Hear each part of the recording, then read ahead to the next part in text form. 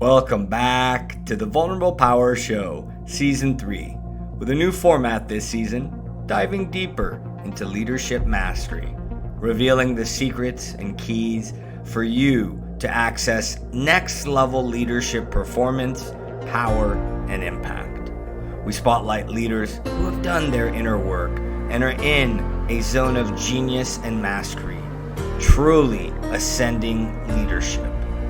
Join us in these heart-centered and improvised dialogues where we intend to inspire, empower, and encourage you wherever you're at on your leadership journey, inviting you to pursue your mission and soul's calling. We'll show you live demonstrations of practical tools and techniques you can use immediately to step forward and be the leader you came here to be. Learn how to live your calling and mission, making the impact for collective good as you too envision the new world you wish to see. As the Dalai Lama once said, the world doesn't need more successful people. We need more peacemakers, healers, restorers, storytellers, and lovers of all kinds. Welcome back, everybody, and welcome back to another edition of the Vulnerable Power Show, Season 3. A really revamped season where we bring really, what I would say, leaders that are in their zone of genius, their flow, their mastery. First couple of seasons, if you're new to us, we covered what does the leadership journey look like. So we may touch upon this with these beautiful souls that are with me today. And we're going to get into wellness industry today. We're going to get into what does it really mean to bring happiness to work? What does it mean to really be able to engineer our inner landscape? And to tee these two beautiful souls up, in a moment, if you don't know about the show, our intention is really threefold. As far as why I brought this show about, it's to inspire you leaders, wherever you're at in your journey, whether you're beginning, you're in the middle, or you're advanced and you're in the later stages of your growth, that you too can take the next step forward to empower you and encourage you to dial into what I call your soul's calling, your mission, because it's truly going to take a global alliance. And that's what we're going to also touch upon today. If you've never seen the show, welcome. And I wanted to start by saying, what does a former business executive who had a realization on a factory floor, having to fire a whole department, and a former musician who lost her voice and identity turned, let's say, music healer, have in common? We're going to really get into some novel territory today and how Jim and Jeena, my beautiful guests today, have come together to bring wellness and happiness to the business space, to the business ecosystems, and show, like I said, what's truly possible when we get together in global alliance for collective good. So without further ado, that's the intro. Welcome, everybody. And Jim and Jeena, how are you doing today? We're great. How are you? Love to hear the Energized Yeah. as usual. And I'm excited because you both are in the same space, right? You're going to share. Jeena, you're in Belgium with Jim, and you've come from two different continents, essentially, right? Yes. Yeah, Tina's from India. I'm in Belgium. And we met online. So It's a first on the show too, because it's a trifecta today. And that's why I was really, as they say, kismet or synchronicity that you're both there. So I don't really have a structure. If you're new to the show and you're joining through Jim and Jeena, we kind of flow. We kind of have a general outline and we flow through it. So where do you both feel inspired to start? I mean, as I said, maybe we could start with the backgrounds, kind of what brought you both to where you're at in your lives in terms of background, or if you want to start somewhere else, where do you both feel inspired to kind of get the show going and get our flow moving? Yeah, I think at the moment that we met, you can explain what your dream was and what we did. Yeah, I think that then we can go backward into the backgrounds.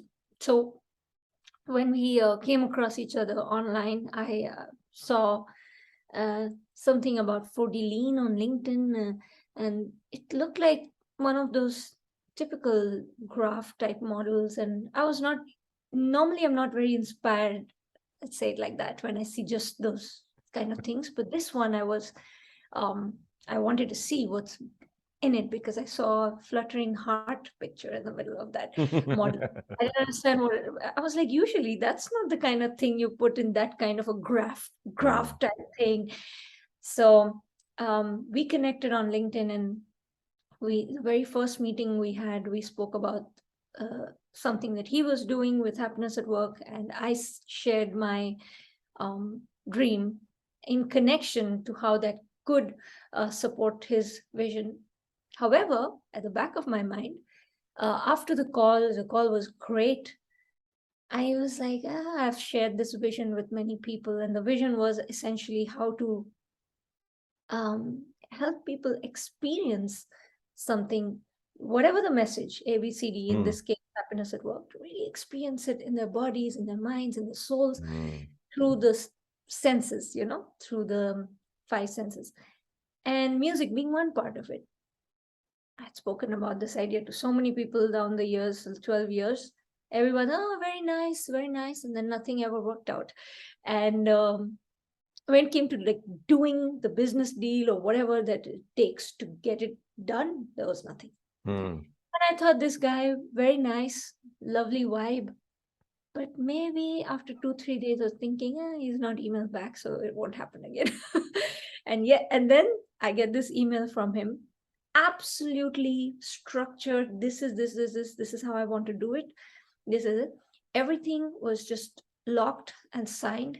And suddenly there was this peace in my system where I felt like it's happening. Now I don't have to worry about these technical things. I just have to bring it to life. And so that's how we started working together. I love this already. So, I mean, most of the guests I've brought on the show from different tribes and networks I've kind of connected with, a lot of it from LinkedIn and social media. And you kind of picked up on something that I was going to allude to. Is sometimes I take notes and kind of flow with the guests. And I appreciate the vulnerability in this. Is I was going to bring up distrust, right? Because it's so good to be true, kind of a vibe, and meeting on social media in this day and age. And I love a couple of things that you said. You're highlighting what I would say is the resonance or the vibe, because I would say, Jim, similarly, when I met you both online, you can tell from some of these content, whether they're really like immersed in it and they're aligned with it. So I love how you highlighted that. And then I love how we're going to talk about immersive, because I'm in California, as when we first met a few weeks ago, and it dropped in, hey, does it resonate to come on the show, given kind of what I sense with some synergy. As I told you both, it's the mecca of this stuff. And I saw this kind of burgeoning with this. So I love that you're already bringing that up. Right. So synergy is kind of my hot word, which is really team energy. So when you saw that from him and you described this piece, what can you elaborate on that? And we're going to touch upon it more, I'm sure, on how you guys formulated the team, the wrinkles you had to iron out, so to speak. Really quickly, kind of foreshadow. What do you mean by that? What were you going through in terms of distrust, and how did it alleviate? The distrust turning into peace and trust. That was very important for me personally. I'm sure he will share more from his side what worked. But I really felt like here was somebody who got my vision. There were many people who understood my vision, maybe initially even better than him. Just the whole, the spiritual factors of that vision.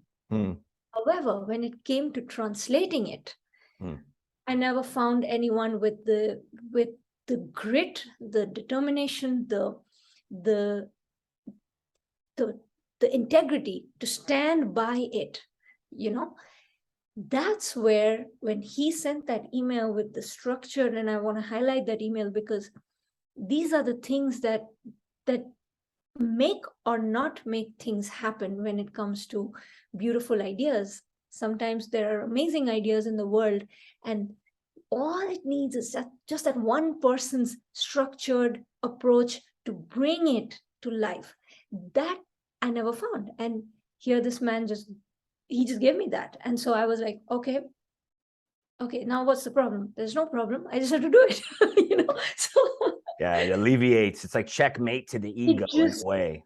Because you can't be cynical anymore. And it's good that, Jim, you're an engineer. You're meeting the criterion of what an engineer's essence is, right, brother? I mean, it's translating a vision into reality. I bet as we'll get into your background in a little bit, I bet that's kind of what you were doing your whole life, it sounds like. Am I correct? Like bringing ideas like Nikola Tesla, like we talked about when we first met. That's kind of how you show up to me in a way. You get the idea and you're like, oh, this is how it could look. Yeah, I have like a mix of like really structured. I'm an engineer, like, so that is like something that is still inside me. So that's one thing. But I invented two products, or three products myself. So I have 3 patents on my name. So I'm always like thinking like, how can I invent something, etc. So I have that, yeah, that drive to find new things. I also like, yeah, since I was like a kid, I was like working with tarot cards and etc. So like That other spirituality is side. like also something that's like a mix that you don't see a lot. Like holistic, like Yeah. holistic. So What was your perspective on that, on the meeting, and kind of the cynicism that we can have, which we'll probably talk about more in terms of like coming together for like a joint venture like this? Like what did you experience, if anything? Because I know I've, even bringing people on the show now, like there is it's not a disrespect or a judgment. There's a lot of dilution in the marketplace and a lot of people trying to fake it to make it, so to speak. And especially in the wellness space, there's a lot of fads, as you both know. And I'm sure you probably had that with me, because, what is this mystic kind of guy doing? And is he legit? Did you have anything similar? What was your human experience, kind of as Jeena alluded to? Yeah, when you first met. I was just looking for like music experience for my conference.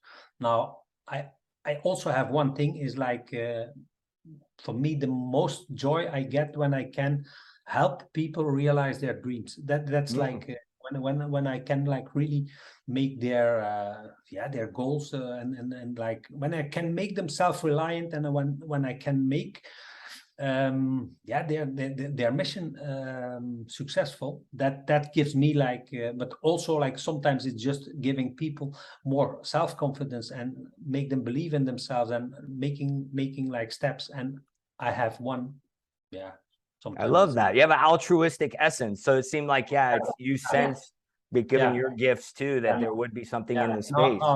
Now, for me, one of the highest values is like integrity. So, and part of integrity is like when you say something, you just do it. Like I cannot like internally, it would never align when I say something and I'm not like doing it or realizing it.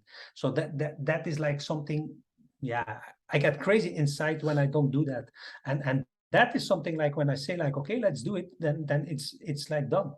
Since you're an engineer, this dropped in a while back, and I wanted to ask you, for me, integrity, I mean, it's volume as far as engineering goes, right? It's the actual ability to hold or contain energy into the ecosystem, correct? Is that the engineering? I don't know if that was your engineering perspective, or if you knew that expertise wise. Does that make sense to you? Am I kind of landing?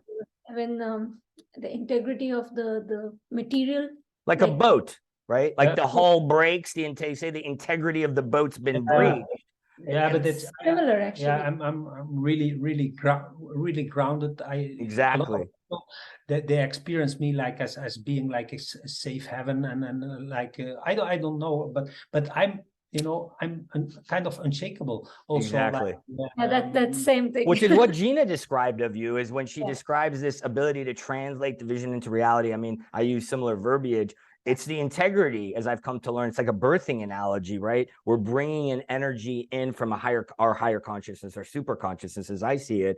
And it's the ability for, like you, as you described it, you're grounded and you're able to actually take it, embody it, and see it through, birth it through. I think that's the integrity part. That's the follow through, where you can take the package all the way home. Like the ship doesn't breach.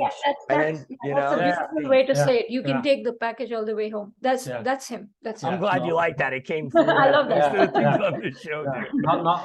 Also like when I saw myself like as an engineer, and like 20 years ago, my idea was like, when I can prove it, I'm right. One moment, a lady of HR, she came to me and she told me like, even if you can prove it, you're not touching me. And I was thinking like, what kind of person am I? Like, I was so limited that I decided, okay, now I will do like NLP, etc. So I became NLP master, and so these things. So I like change, and I don't like to be like just static.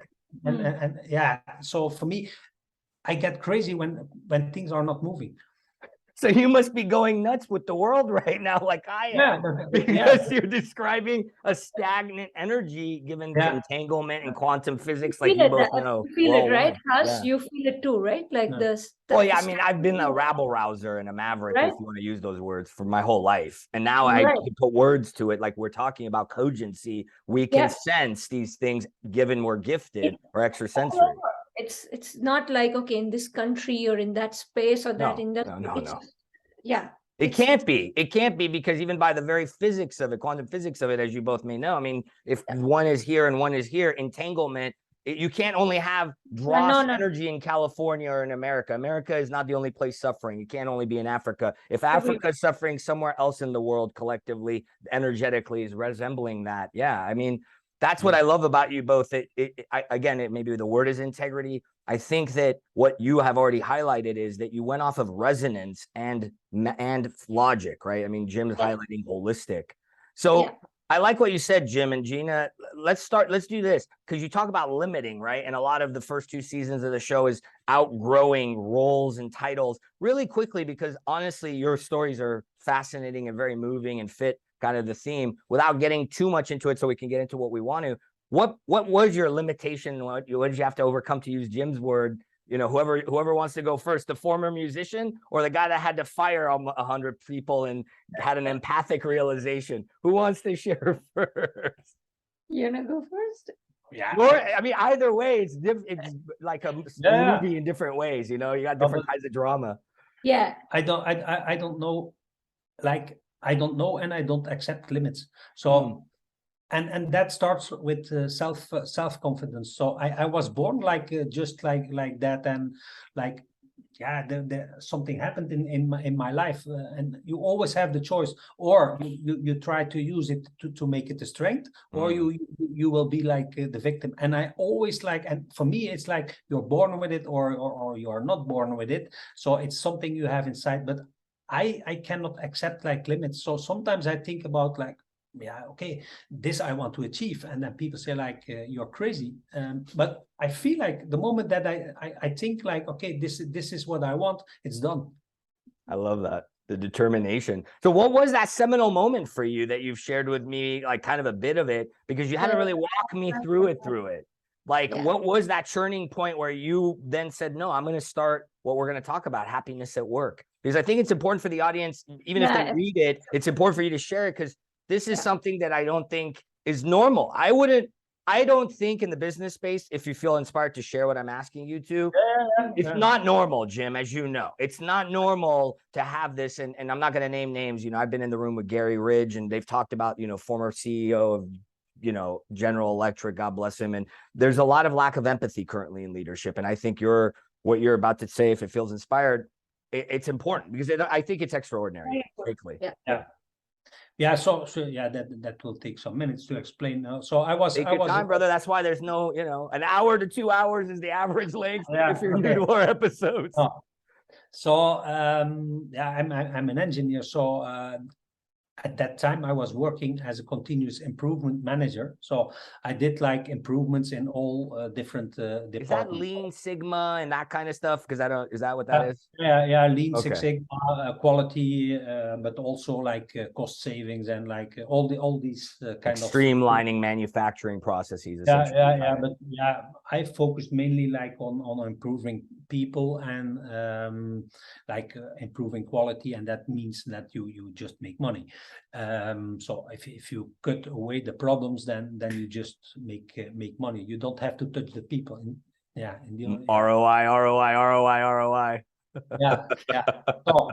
So and one day in the plant I worked, there were 2 business units. One like that was making money, and one that was making a loss since 30 years. And that department that was making a loss since 30 years, over 100 people worked there.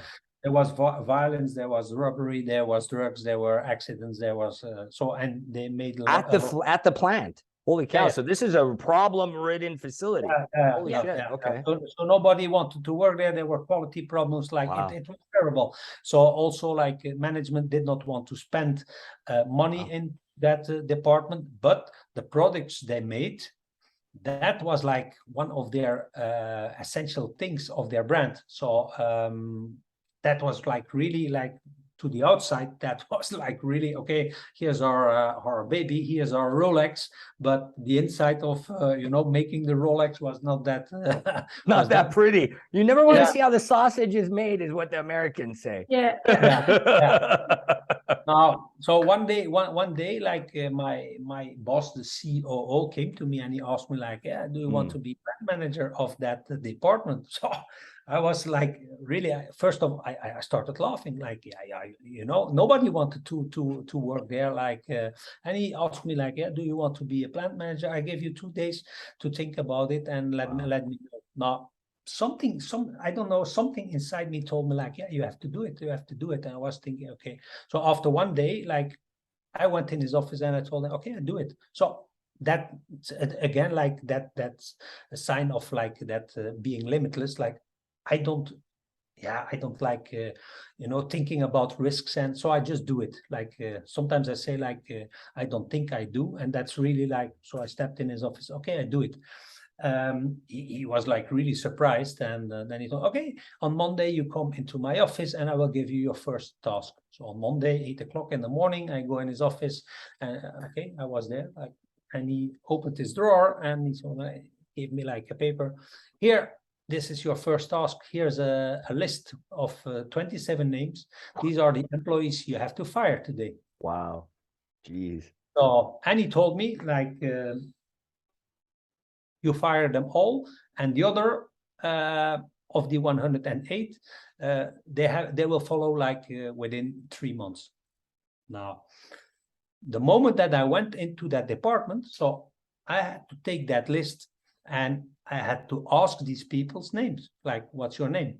If they were on the list, I had to send them home. So I did not even know their names. Yeah, I know maybe 3 to 5 people I knew.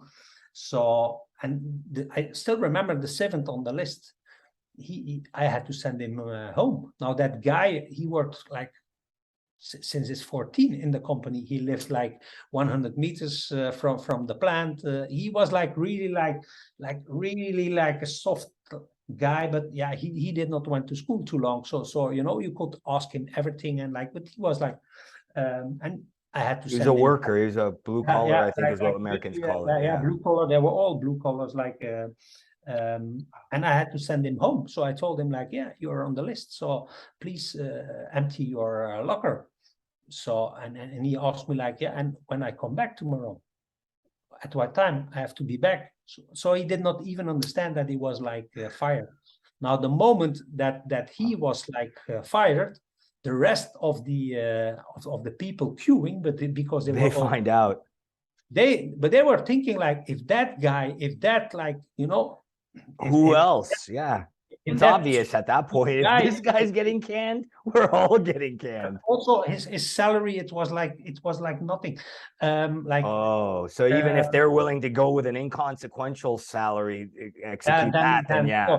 And I saw that moment. I saw like these people, like, I saw the fear in their eyes, like, damn, I have a student in the university, I have a house to pay, I have like, and I saw the fear like in their eyes, and it was like, I felt it going into their stomach. And when I saw that, yeah, then I was thinking like, I have to help these people, because when I don't help these people, nobody will help them, and they will just kick them all out. So now the moment that happened, I got a flashback to my youth. Now, in my youth, what happened, one day my dad came home and he started beating up my mom. I was 5 or 6. And I saw that, and I came in between them. And the day after, my dad came to me and he started like, first of all, he explained like, I will show you that the moment that I decide something, that you don't. Authority.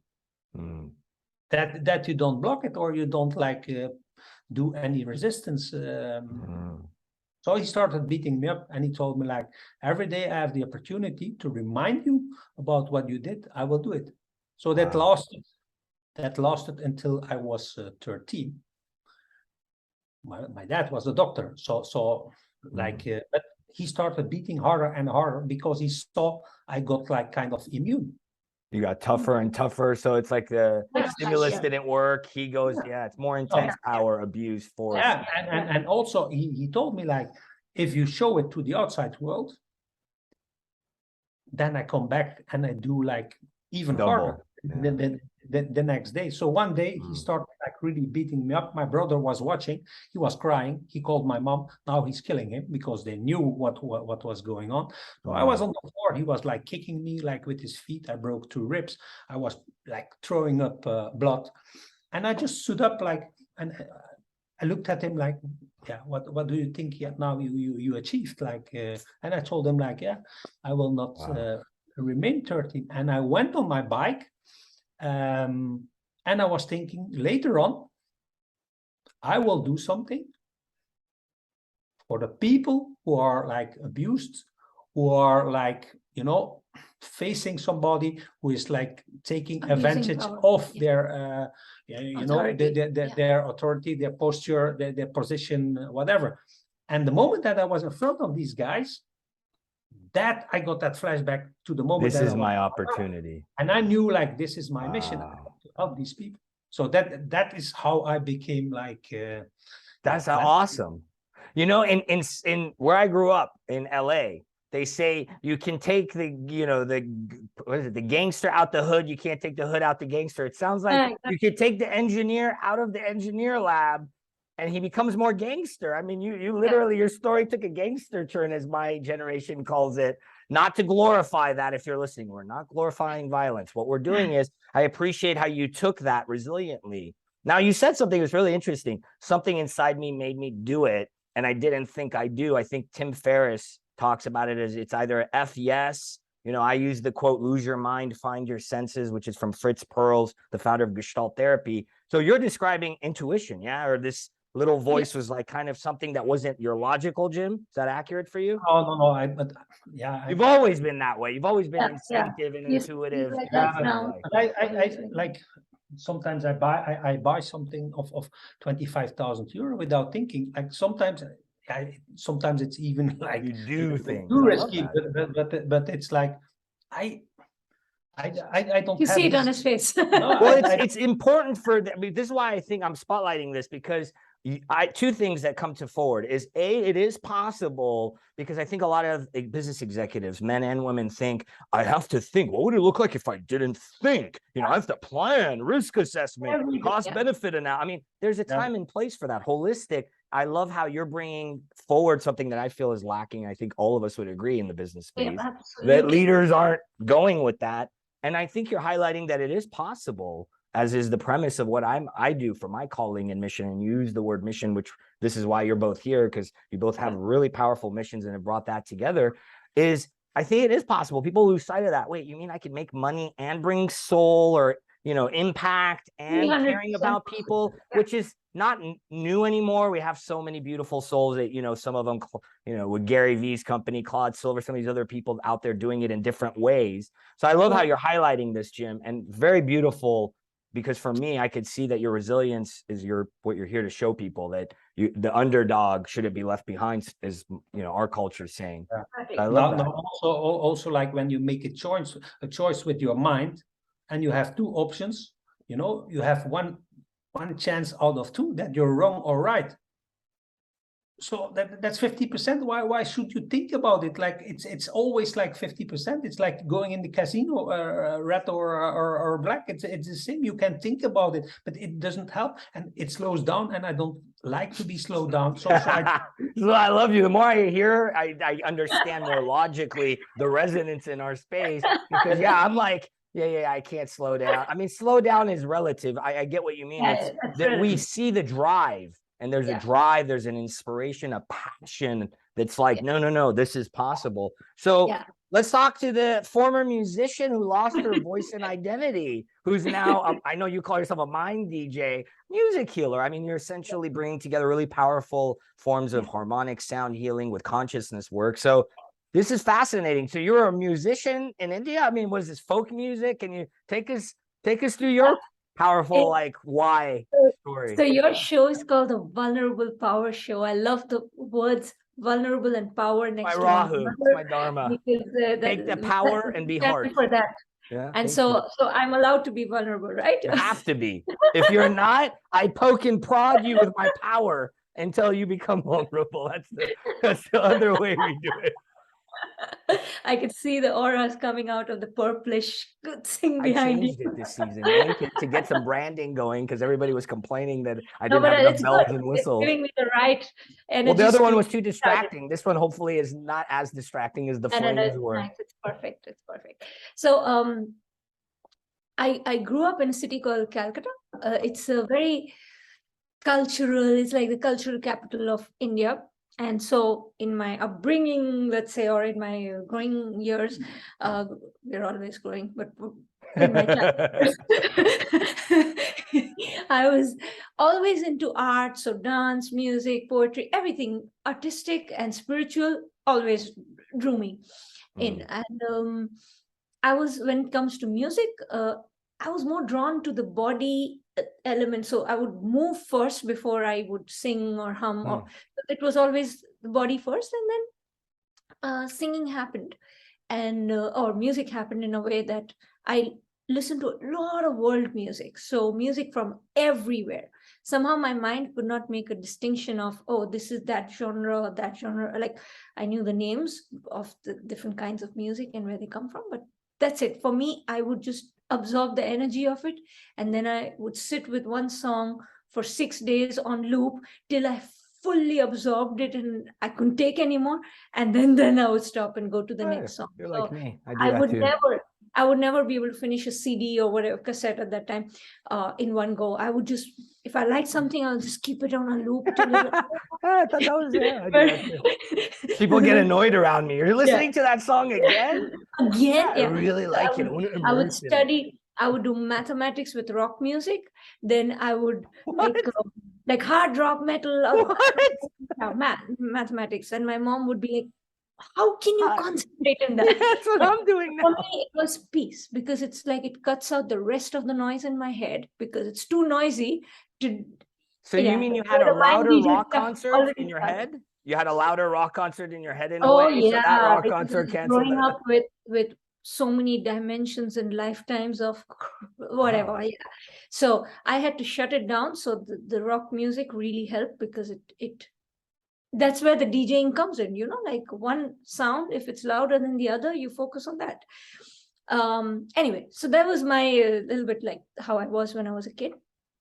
And then I pursued computer science, master's in computer science, and everybody thought I would take up a job. I was doing very well academically, but I said, no, I will not do that. I will just move into flowing things like music. And thankfully, I was making enough money through music, so no one had to make any comments about whether I should take a job, or I was stable with my, so I could just, and I was very adventurous. I wanted a life where I didn't have to think this, I just go for it.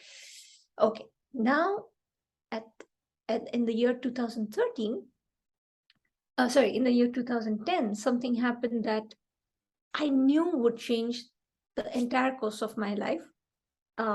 But I didn't know how and what was the connection. So in 2010, someone I really, really loved, very dear to me, but I knew for 3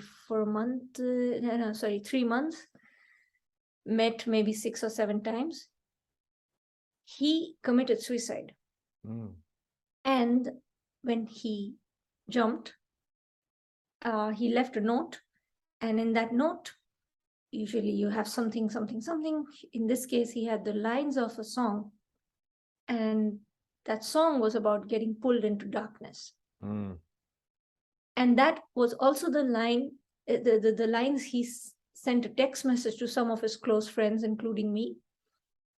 That song was about getting pulled into darkness, something like that. And so I was, on the one hand, devastated. On the other hand, really, really determined to figure out if this song had something to do with that action.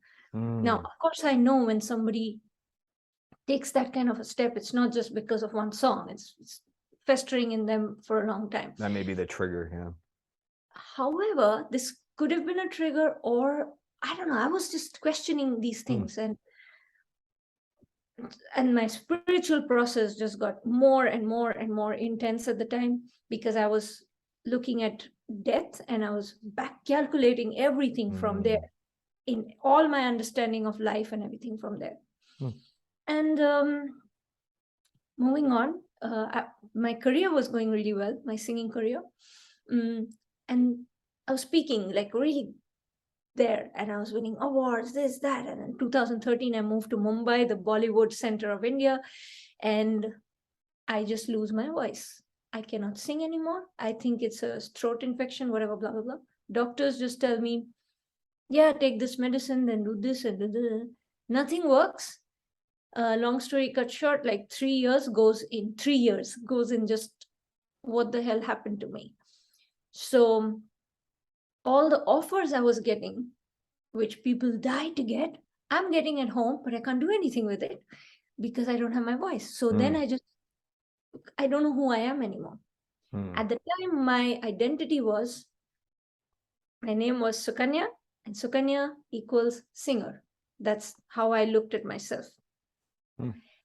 And so this is something I want to highlight here, that when you identify yourself with something that can shift, then, and everything can shift in this world.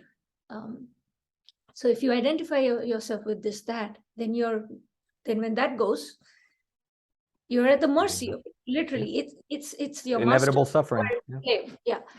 And so that, and secondly, the ego completely disintegrates. Like it's gone. And that was good. That was very, very good. At the time, not so good, because I would just cry the whole day and night, because I wouldn't sleep for nights. I would get anxiety, depression, health issues, everything all gone wrong at the time. Wow. And then the light bulb moment was when I read something that my mentor wrote. My mentor is Dr. Daisaku Ikeda. He's a peace activist, and I'm not going into him right now, but his line said, we have to transform the life state of humankind. And so I was thinking, this line is very annoying at this point, because I cannot handle my own inner life state. But I want to do what he's saying. So there I was fighting with him in my head. I'm like, yeah, I get what you're saying, but I can't deal with myself. So like, just stop with this, it's so, however angry I was at the line, I was not able to get it out of my system. So every day it would ring in my ear like a loop. Again, the DJ thing, it would just go on. And then one fine day I said, okay, like, let's try to do some music. And I had a music software, and I was trying to make some sounds here and there. I had no training. I knew that people would have to train to be a music producer, etc., etc. I had no knowledge. I just press buttons like a kid. Like, okay, what does this button do, etc. You played. Played, yeah, in both senses of the word. And then before I knew it, I was already coming up with, I was about to stumble upon a huge breakthrough realization that is a foundation of my work today. It's that, and it also gave me the answer to whether that song had something to do with his death. I realized that every sound, every frequency, every word, everything has an effect on us, right? We know that. However, the effect, our association with the thing, the sound, the frequency, the word, the blah, blah, blah, has a bigger power in how much effect it has on us. Am I making sense? Like our association with it. So a very happy song can make you cry if it was playing at a time when something horrible happened to you, right? And if it was continuously playing in the speakers and something horrible happened to you, even 10 years later, when that song plays, you will cry or you will feel that pain in your system. So it's not always about the thing that it is. It's also how we associate with it. And there comes the next part, that our greatness or we have the power always, you know. That's what I came to. So while music is a very, very powerful, superbly powerful thing, sound is superbly powerful. We are the biggest DJs we can be in terms of in the music. Internally, every thought is a volume, is a frequency, everything. So I can choose to even turn a terrible sound into something beautiful if I want to associate something positive to it. And that's the basis of what I do. Now, anyway, 3 years later, I got back my voice using this technique on myself. I didn't even know it was a technique. It was just happening to me. And you were birthing it through, essentially. Like, yeah. And no, as he said, no thinking. It was just happening.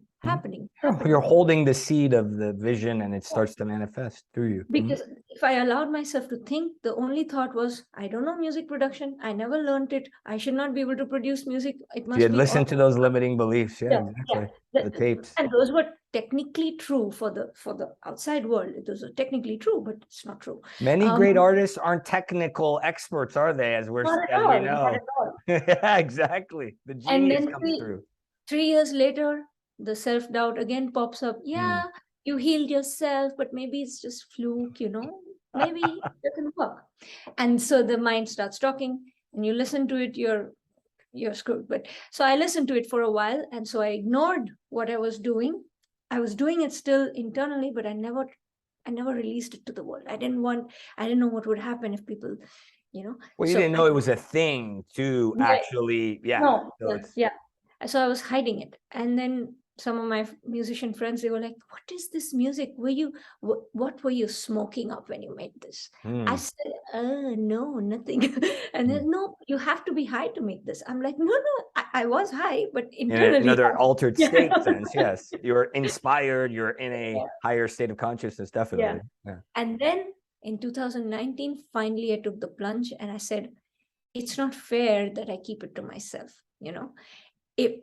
If there's even one person I can empower through this what I created, let's just go for it. And so I renamed, it was a rebirth. I called myself Jeena Earthiva. Jeena means to live, and Earthiva is a word I made. Earth is the earth, and Eva is blessing. So I want to be living as a blessing to the earth, and also be aware of the blessing to be alive, to live, you know. And that's it. That was the rebirth of me, and the birth of conscious music code, which we'll get to. And then his little infographic that you saw was the 5D scan, right, Jim? Or 4D scan. Look at me doing what everybody's telling you. What about the other dimensions, which we'll get to? Yeah, but the other dimension is there. I call it 4D plus. 4D plus, that's right. Yeah, so that's the birthing. Yeah, because I once had a training, and there were people like telling me like, yeah, but there's also 6D and 7D, and now you know, an engineer, we're limitless. We're constantly expanding. We're constantly adding dimensions to the model. Yeah. But an engineer does not start when he does not see the end. So exactly. And so you're like, how do I construct it all? Real quick on Jeena's point, 2 things, because I didn't know that about you, that you were also prompted by death. You know, it reminds me, I think it's a ancient quote, memento mori, always remember death, which is a very stoic way of looking at it. So I love how you brought that up. And my brother used to always say the issue is never the issue, how you relate to the issue is everything. Yes. So I love this because you're bringing through that it's not really about the song as much as it is about your correlation, your association, as you said. Yeah. So I love how you brought that through as well. So you've both birthed through genius. And, you know, Jeena, I think you highlighted this. Jim, I don't know if it was similar for you, which we can ask. I didn't know what I had until somebody else came along, and somebody said it to me this way, and not to say that we're geniuses. They said, you don't know you're a genius until another genius holds space for you and has those gifts in another way to be like, hey, you see this, because you can't really see it subjectively. Sometimes we diminish the importance of what we've done or birthed through, so to speak. And it was similar for me. So it sounds like you both kind of brought this through from your own experiences, which is kind of the theme of the show, really. That's why you're here. So who wants to go first before we get into the really exciting stuff of when you both brought it together for what seems to be your shared mission is empowerment, as I hear it. I mean, you haven't said it. It seems like that's where you both converged. Is that accurate? Yeah. For different reasons. We want to empower people to feel their own power. Because if they don't feel their own power, like in his model, we'll see it in a bit, like the highest point is self-reliance. And if you go on my website in Conscious Music Code, I write, unleash your own greatness. So the greatness is not in the music I produce or in the model that he has. The greatness is within the person. And our tool, we are just bringing forth a nice, beautiful tool, and someone else can create another beautiful tool, and so on and so forth. But the greatness is in the person. Yeah. It's like activating the innate potential, essentially. Yeah, of course, the mindset. It's like in the end, it becomes like kind of a lifestyle. Yeah. And the art is like to just get rid of these limiting thoughts, and that's just like, yeah, it's for a lot of people it's difficult, but that's the only thing you have to do. If you get rid of like limits, then all that remains is limitless. Yeah, that's it. And you can't force it out of your system. From what I feel, it's more like it just drops. You know, when you have the right triggers and it just drops. Because for the longest time, I've tried to force the self-doubt out of me. It didn't work. No. Because the more you try to force it out, it comes back with bigger force into your system. Life experience and the courage or the bravery to, sometimes I say brave, I cry bravely, because you have the courage. You walk into the problems, or you walk into whatever is troubling you, you walk into the limits and you emerge limitless. If you try to avoid the limits, then you're just whatever, you're always operating out of fear. There's a couple of ways. Yeah, I mean, even energetically, I love how you're both bringing that forward. That which you resist persists, and you have to kind of be cooked by it and marinated, so to speak, through that, and by that shaping you, cooking you. That's what then I see it time and time again, and we see it on the show. Is that's really what birth allows it. So much like birth, you know, the woman goes through contractions, and that's what we are. We're instruments of birthing a new way as leaders. So Jeena is going to go next. So Jim, you have this breakthrough, and then you go, what? Happiness at work? That's possible. And then so let's talk about happiness at work and 5D scan, 4D plus scan. Sorry, I have it written 5D. That's why I see it on my notes. So, everybody, it's not a 5D scan, it's a 4D plus scan. I apologize. Your branding is important to me, Jim. I apologize for slandering your branding. As a lawyer, I should know better, you know? It's not the IT. Yeah, now the 5D section or the 4D plus section, you cannot bring up when people are not ready for it. So that's something I added later on. Now, I was like in that plant, in the end, like I could save like all these people's jobs. So I spent, instead of firing them after 3 months, they had the choice after 4.5 years, like, or they could go to another department, or they could take like a paycheck. So they were all safe, and of course, like, but I knew that in advance they were waiting to fire me. So they were like they started like to just make life difficult. I was a plant manager, so if they give me that chance of then it would cost them too much. So they were trying to not treat me too well. And I was sitting in my office, I still remember, and suddenly like this model came to me. Shall we share? Yeah, if you want to. Maybe I will share it. Let's visually show them. Yeah, because first on the show, I guess on the first episode, which everybody will see in hindsight, wanted to do this, and we opted not to. So let's do it. So when you go, boom, the model's up, everybody. Yeah. So maybe we don't have to go like in detail in it. Give us the overview. Americans say the cliff notes, the truncated version, or the executive summary, to use the C-suite. Yeah. So this I made like in half an hour, maximum 1 hour. I just started. So this like, literally dropped in. What I would call Yeah, you downloaded it. It kind of comes into no, your no, head. it did Boom. not came by my head. It came by my heart. Like Ooh, okay. I love that clarification. Yeah. So, and I just started drawing. I was like kind of like after 4.5 years as a plant manager, I wanted to make like a summary on one page of what I went through, like as a plant manager. Jim, just one thing I would like to remind you. I think it's important to tell them that in this 4.5 years, what was the tangible business result you brought? Because then you see the connection. Yeah. Yeah, so that plant made like a loss for 30 years. Now I had 3 months to start making money. Now there's a long story because I had like holidays in Australia and I had to take my laptop with me to take, but I knew the machine and I know the process as an engineer, as a continuous improvement manager. I knew everything. Only the previous plant manager was blocking me. So the moment that he was gone, I could do whatever I wanted. So I was sitting in Australia and I was like guiding the operators. Okay, you put that button on that setting. You use that material and etc. And I told them like, and you increase the speed of that machine from 180 to 220. Are you crazy? We have already like problems like that. Like at 180, it's not feasible. Just try it. And from month 1 they started making money and that saved them. And I started like believing in them and creating trust and like I told them like qualitative things. I would call them qualitative things that now people may see it. Yeah, keep going. Yeah, but the main thing to survive for us was to make money from yeah. Otherwise it was like game over.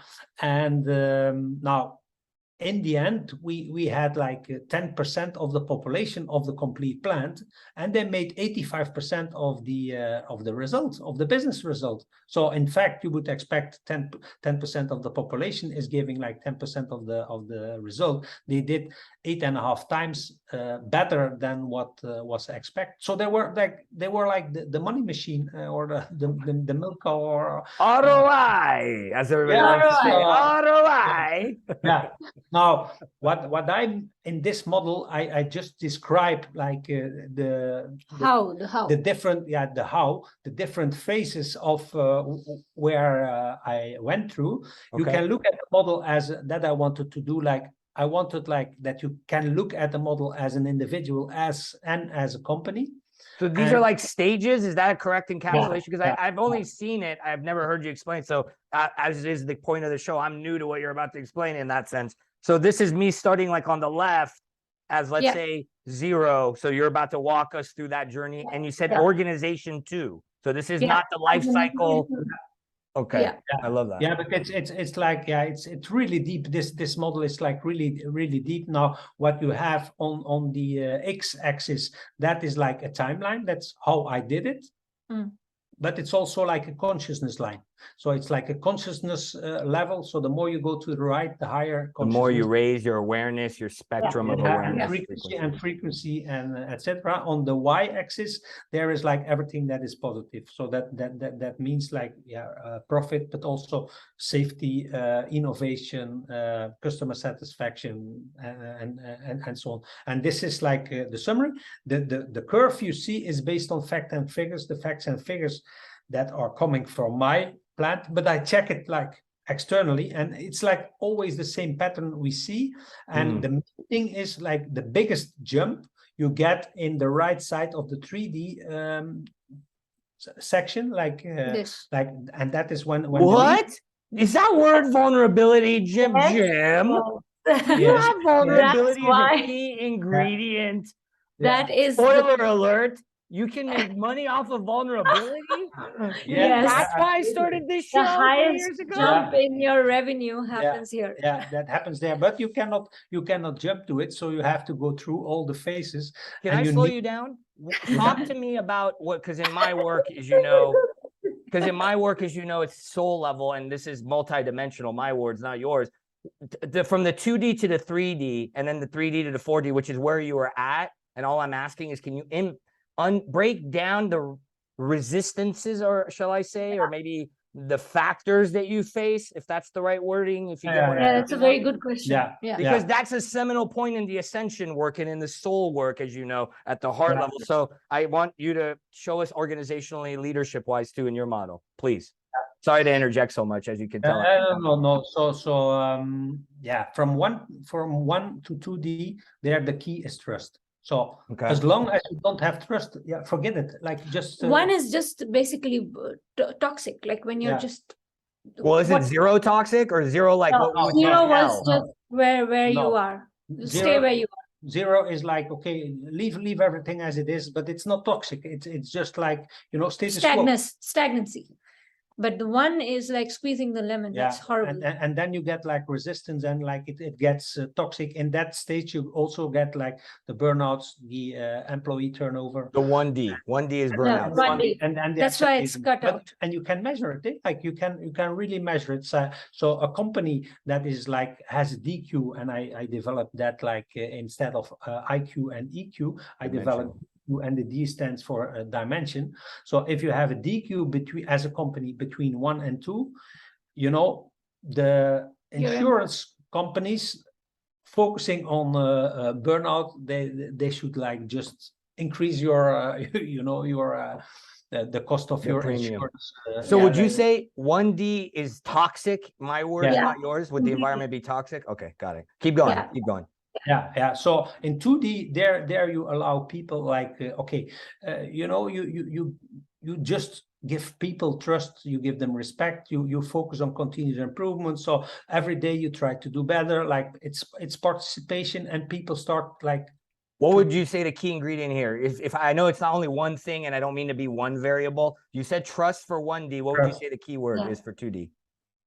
1D is not trust. The 2D is trust. So trust is the ingredient at 2D that allows the respect, the engagement that you're alluding to. Got it. Okay. In 1D, it's control, and it's like just like top down. It's like toxic masculine dominance. The old patriarchy, kind of what your dad demonstrated and you experienced early in your life. Exactly. My past South node, which is why you love me. That's what I symbolize. So got it. Only force, not power. Got it. Now when you 2D is like still rational. It's like really standardized. It's standardized. It's quality. It's safety. It's like procedures. But it's like stability. It's the foundation of like an organization, and it's really needed. So don't think that 4D is better than 3D than 2D. That's build. So it's building in stages. Yeah, and you see like the pizza means like you have to add like 2D, 3D, 4D. You need a mix of these things in a company and also in a person, because if you don't have any 2D, you will not. Right, it's holistic, it's multidimensional. You're embracing all of it. The moment that you want to go from 2 to 3D, that is like you go from the left. I don't know, like some people say like it's not, it's low. Left hemisphere, bicameral. Like it's, but just like for visualization, you go from the left side brain to the right side brain. So you creativity go from the logic to the creativity. You go from numbers to words, and like that. That is like the shift from 2 to 3D. You start getting like agile. Then you give people chances. You start focusing on their passion and talent. You give them autonomy. It's agility, and the moment that you give people chances, then creativity comes up, and that leads to innovation. Now, because innovation is stronger than continuous improvement, you see that the slope is going up. The slope goes up. Now, a lot of managers, like they just stop there in the middle of that curve. Why? In the end of the month, their salary is there. Why should they take the risk to stop what is like inside them? So they just stop and they say, it's not my problem. And even if they know like that there's a lot of potential in the right side, which I call 3D plus, in the right side, they don't take the risk, because that is like the most like for the most people, it's like the most dangerous area to go in, because then you have to show your heart, you have to show your emotions, you really have to show like and that is like the section where the most Exposure, would that be the word as a lawyer? That's kind of the word I sense, you mean? Exposure risk. You're exposing your true self, like your true. Well, there's exposure in every level, right? In every day, because you could have exposure as an executive. What if I say too much? HR problem. What if I expose too much? Then they fire me. You know, that seems to be the risk word exposed. Vulnerability, that inevitably people forget, as you both know, we're innately exposed, as Jeena pointed out. Life is constantly, at any moment, a rock can fall on my head and I could die, and people somehow think that they're never exposed. So it's an illusion, as you know. But it's also like you want people to become the best level of themselves, and therefore you want to take risk yourself. So I knew like that I would lose my job. I did not care. Like I was thinking I have a lot more chances than these people on the work floor, but I wanted to become like the best version, that they did not doubt about anything about themselves. They started like inventing their own products, etc. And then you see like really when you start focusing on the self-realization of others, and you start like doing everything to make them like really realize everything that they have inside them, whatever dreams they had, they all realized it. Then you get like a jump, and that's where you get into the 4D. So you said so the key here seems to be, if I'm not mistaken, you said almost nurturing their self-realization in a way. Yes. Through your own vulnerability. Through your own vulnerability, whiwhich is the essence. I mean, I love it. That's the point of the show. So because if you're not vulnerable, I wouldn't be impressed by anything you say, right? Like I would just No, you're not going to exude it. That goes back to Jeena meeting you. You're in your vulnerable power. You're exuding that resonance because you're not constricted, closed. So you're self-realized, Jim, which then attracts others to you to guide. Now that zone is also like the overlap of the masculine and the feminine side. So the left side of the graph, it's like the doing, it's the result, it's the masculine thing, and then the right side of the graph, it's the feminine thing. It's like trusting and very holistic. I love that. And it's like, you know, that zone is like the going from the masculine to the feminine, and that is integrating both in and perfect balance. That is like the highest effectiveness is in the end of that zone. So that's flow state, right? Would you then say that the psychology, the flow psychology, that's there, right there? You're integrated, you're in harmony, no constriction, and now for a leader, it's rather easy to be like in that zone at the left side of that zone. Here, here, like here, to be here. That is just, you can be like vulnerable, etc. Now, if you want to come here, you first have to go through this. You first have to go through this, and then you come back here. And this is like here, people in 4D, people are looking like for purpose. They are searching inside themselves, but also like they want to get like an answer on the big questions of life. They start searching, and some got lost in that zone, and then they go into spirituality and they got lost. They're not grounded, rooted, and they're not actually working anything through. They're detached from reality is what I say. Now, question, sorry to interject. Would you say that when you get to 4D stage, when you're getting there, that healing, that dirty word, is healing necessary for the leaders in the organization? At what point, let me rephrase that. At what point is what I would call healing in the broad sense of the word, where does that happen on your model? Or is it necessary? It must happen, so to speak. The healing, like, you know, getting conscious about like that you want to heal part starts in 4D. Like it starts in how interesting. 4D. That there it starts. Now some people get lost, and they you know, they start instead of healing, they escape in the name of healing. Well, they escape because they're not healed. They're disassociated. Exactly. Now the healing, really the healing, and that is the last part. It's called like 4D plus. That is called like wholeness. There you get like, you are going towards enlightenment, and enlightenment for me, it's like getting lighter. So that means you get rid of like what is in your backpack. So, but that means you have to face again the pain, the grief, the anger, the trauma, the shadow work, all different themes that I've discussed or we discussed. Every time you go through that zone, you get lighter, and in the end, like when you feel like stable, you want to bring it back to the world. That 4D, they are talking. They are mainly talking about, you know, what they're not fully in the mission and embodying the mission. They're only tapping into it which is Mm. what I've seen. So Yeah. Jim, the word ascension is the word I use technically, which is the raising of your light quotient or your Yeah. frequency. David Hawkins, as you both know, the dimensions of awareness. Is this ascension then? Is this kind of what I would say is Yeah. ascension? Yeah. You're going up? The interesting thing that I really loved about this model is also it was my journey in a different way. Correct. I found myself, every time I was here, I was going there and I was scared of the pain here. Mhm. So I Yeah. returned. Yeah. Or I would try to, I was Mhm. lost in the loop for a long time in my life. And only when I lost my voice that I had to face it, everything was inside of me. I couldn't make a sound out of, and it made me realize how much of anger, how much of this, etc. I Right. had that I was carrying from maybe, I don't know, lifetimes. When I faced it, Mhm. and I faced it alone. There was no therapist, no one could actually take me through this work. Correct. There is some, and I'm not discouraging therapy at all. I'm saying please take it. However, the work you have to do. So Mhm. I had to do the work here of facing it and going through this. And then I felt, okay, this is amazing. Now what do I do with it? Do I just keep it for myself? And that's where the self-doubt came. I healed, so it's fine, and then I decided I want to bring it back, which means going back into the business world, doing all the, coming back into the dirt of the real world, but then serving here. So in terms of ascension, I see Jim's model like this. It's not like that. I see it like this, where this is the highest pinnacle. point. Yeah.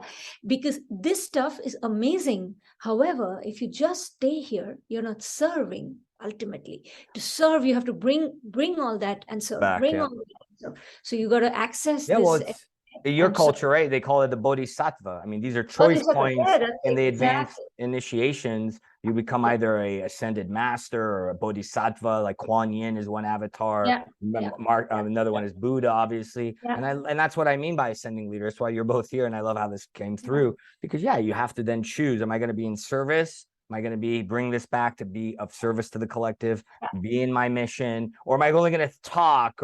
There's these higher initiations. They're very difficult, grueling work, and I love how you're highlighting that.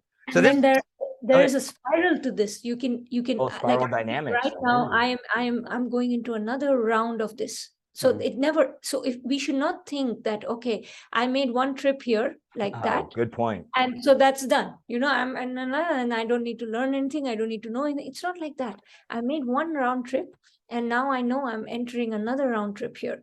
So I'm going to go there, and I can feel the pain. I know it's coming. I don't know yet what it's going to get me. It's going to come again. I'm going to bring it back.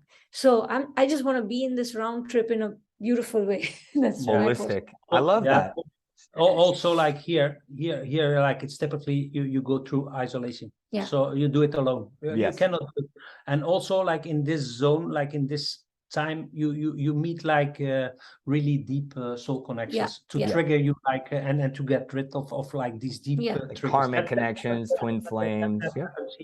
Like I also like 2 years I went like through like like really deep soul connection just to shake like all the shit of you.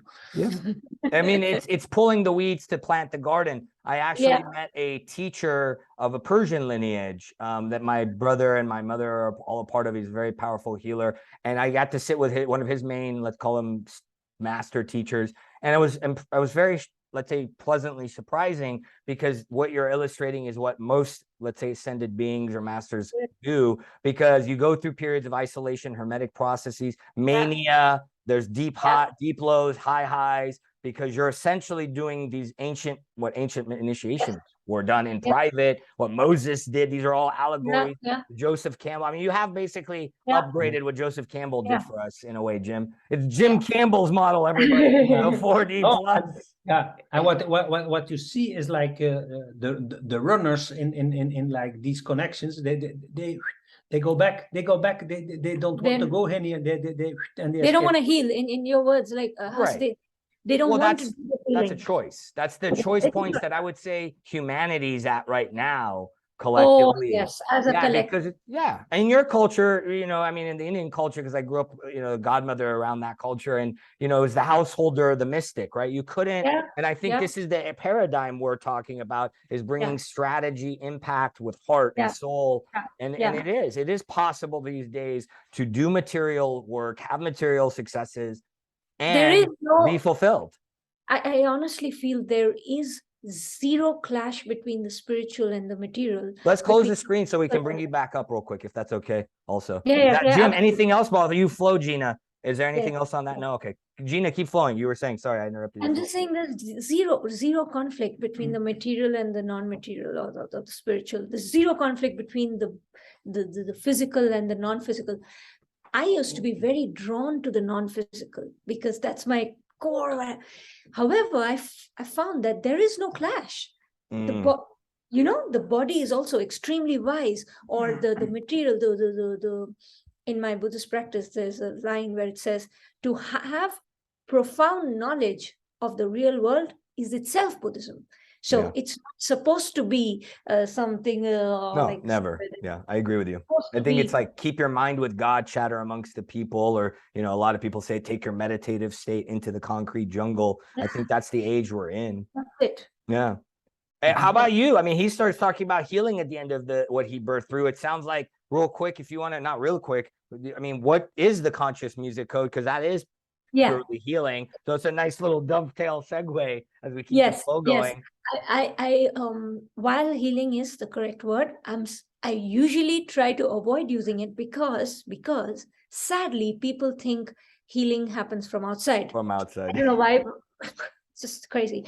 The word healing comes from the word whole, so it comes from your whole. Anyway, so what I do essentially is very simple. Actually, I just take sound or musical elements as triggers to trigger something, good, bad, ugly, everything included. I don't have any problems with triggering something bad, because I think you got to face it. So you trigger and then you shift. So there are three steps. I just explore or go below the layers that you normally see. Below the And conscious mind. music, it's very easy. Even with simple sound, I ask you a question, normally you'll give me an answer. With the sound, you'll maybe give me a deeper answer, because you're just settling in that, immersing into your inner self. That's the first step. Then the transformation part, the second step, I do it through the body, as much possible through the body, because the mind can play all sorts of games. It'll take you there and there and there. Unless you're good with handling that, and that takes years of practice, it's much easier to just talk to the body and just do it with the body as much as possible. But you do need the mind as a tool to get you into the body in that sense. And then the third step is very, very important, which everybody hates and I love, is the integration, which means the coding. So I call it conscious music code.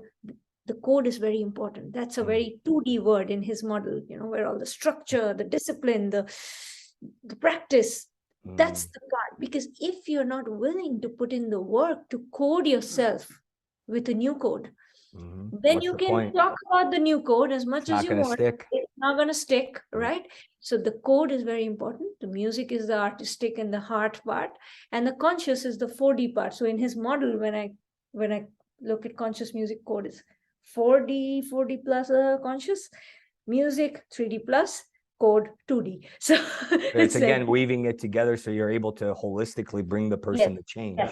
So no. The problem of people with a 4D preference is that they don't like 2D. They don't like the code. They don't like the practice. They don't like which is why so many airy-fairy spiritual teachers don't make money, because they're so detached. There's actually a quote that it's called life dance. It's a Buddhist, or I think it's a Zen Bushido type, more Japanese Zen. And it's the life dance. Sorry, it just came through. It's this notion of some become all spirit and detached from reality, and some become all material and lose spirit. and the dance is to stay within the two. I mean, the middle path, there's so many different cultures. Right. So that's Yeah, what comes and through of what we're talking about in a way. staying in the middle, always coming back. Of course, you can go to an Yeah, how are you going to extreme change to learn humanity if from you're broke? If you're broke and you don't have any money, everybody. Like, yeah, so you have to practice and make impact. Yeah. No, the line you see on the model, like between 3 and 40, that's like the mirror. So that means like the closer you are to that mirror, the closer you attract people also on the other side of the mirror. Now, if you really have like if you are far away from, like, for example, if you are like really masculine dominant controlling guy, you mainly will attract like feminine 4D and there comes the discussion on why did I attract a narcissist? Yeah, because you're always giving. Give us, attract, take us, attract, give us, It's a holistic nature. Yeah. You neutralize the polarity, you're not harmonized, so you're not attracting that. Yeah. The moment you realize that you're not here to give or take, you're here to only share, then you come to the middle. And you find people that are ready to share. And then you integrate yourself, the masculine and the feminine, within you. Within you, and you do it both, and then you come closer to that mirror, and then you attract each other. Yeah, I think that's how we met, because that's a good segue to team synergy, what I call relational alchemy, or in my legal practice, I call business prenups. It's more how do you bring teammates in multiple, only two, etc. So that's a great segue of what we wanted to kind of drop in to talk about team synergy. Talk about that, because like, were there any wrinkles or pitfalls, and how did you iron them out? Obviously, you're both, as you're saying, you did the work, so you didn't attract too much polarity. Were there any lessons you had to learn, whether it be on the spiritual, personal side, on an operational joint venture side, as we kind of then tee up what we're going to do in the demonstration portion this season, where you're going to demonstrate your new product and all this fancy stuff that we're going to show everyone. And I think there's a good way to go into the products as well, because both of us come from two sides of his model, right? So he originally had to deal with that kind of a father, so he comes from that side, the 1D to 2D, handling 1D, then going to 2D, and he moves this way. And I come from the extreme spiritual, non-physical, dancing, that energy. And then I had to learn to enter the material, the physical, the grounding.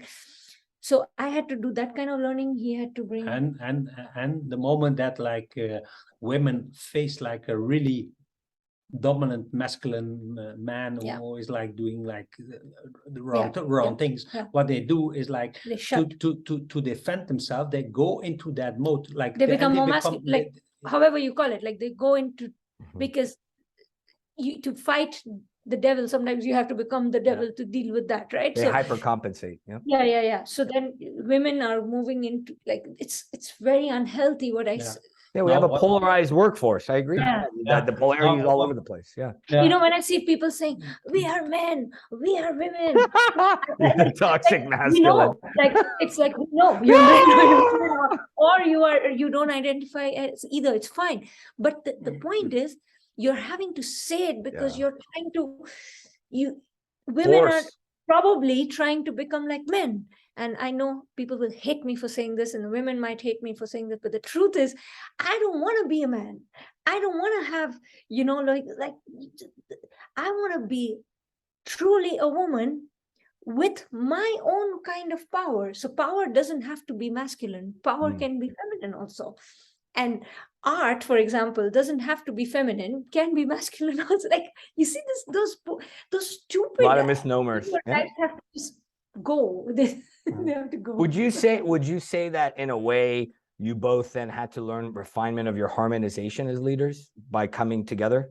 I think sometimes, like, I'm telling him certain things where I'm like, where I see him being his true self, and I'm like, I can't deal with that. Or he probably sees me like that.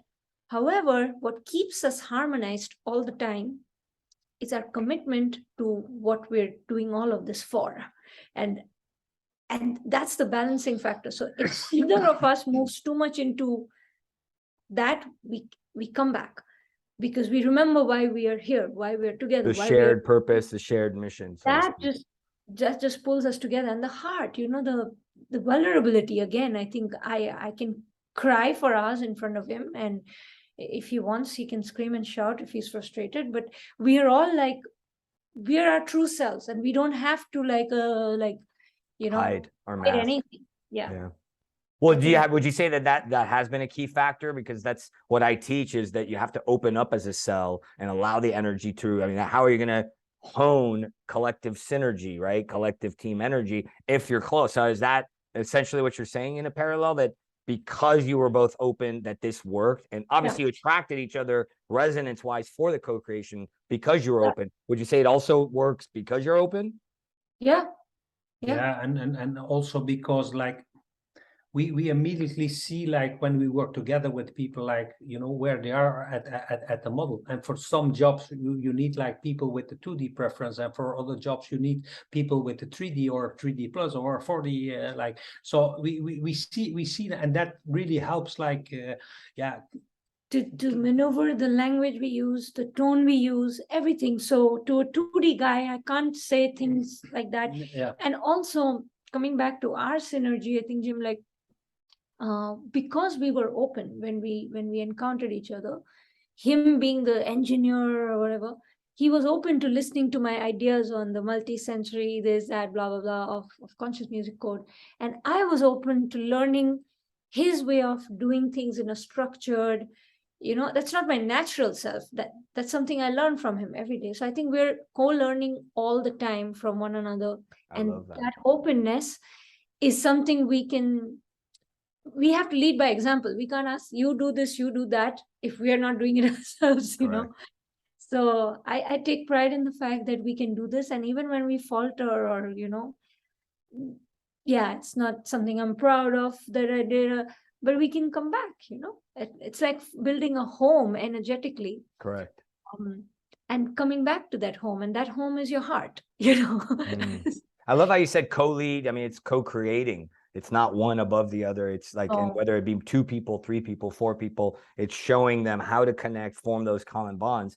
So talk to us about, happiness at work a little bit, Jim. And then, because that seems to be how this joint venture really, right? Because that's when you both, I mean, you mentioned it earlier, right? You were doing the conference. Jeena came to participate and contribute, co-create with the music. So bring us up to speed to that, and then kind of why the home stretch, so to speak, and then the demonstration portion of, let's call it, your joint venture, your co-creation, which for me is big, because as you know, and we've talked about slightly, it's beyond fads. What, as we've talked about with your model, with your work, Jeena, sustainable, impactful, integrative, not a cliche. The wellness bubble is what, almost $1 trillion now? It's like $1 trillion industry, and it's a fad. A lot of it is fads, hacks, and I love how you both really are bringing it in a holistic way. So let's bring us up to speed. Fast forward to last year? It wasn't even that long ago. This year, last year? This is not that long ago. Yeah, June. Yeah, June was the 3rd time we organized it. Now, okay. Yeah, I train people in how to achieve goals. So okay. I also always I try to lead by example. So I was really like trained in like achieving goals. And one day I was asking myself, like, how many goals can I achieve like in 1 year? So I started like just writing down, okay, boom, boom, boom, boom, boom, boom, boom, and I ended up with the 32 goals in 1 year. So, and these goals were like, really, really like, crazy everybody, let's just say that. Like, you're crazy. You're just like crazy. Now, I did all these goals, and these goals were, for example, okay, run the 20 miles of Brussels without preparation. Meet Deepak Chopra in person, and like that. The last one was like organize a conference, Happiness at Work, for at least 250 people.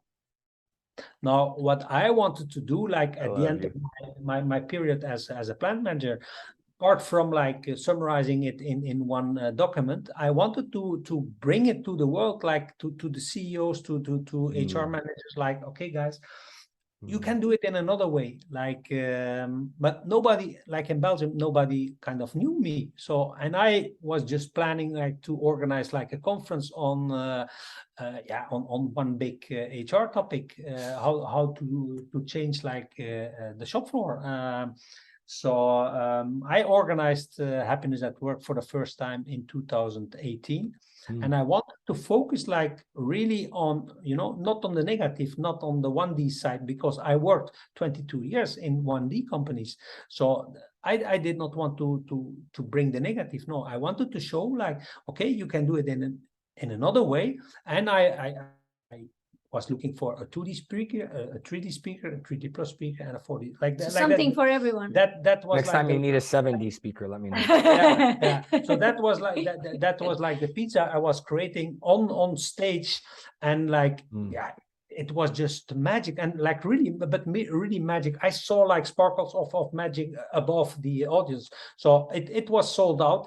So we had 300 people, and we did it the second time, and then the goal was like, okay, let's do it now a third time and go to 1,000 people. So in June we had 1,000 people. But that is how like Happiness at Work started. It started in my plant, and it's kind of like a translation of what I did in the plant on stage to inspire leaders. And this was the first time he took the plunge to have it completely in an experiential way.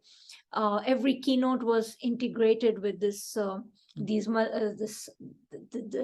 aromas and the visuals and the sounds, everything we integrated, and it was such a thrilling experience for co-creating this whole experience for the audience. And at some point I was not thinking the whole time, but just before the conference, the day before, I was thinking, oh my God, actually 1,000 people are going to show up tomorrow.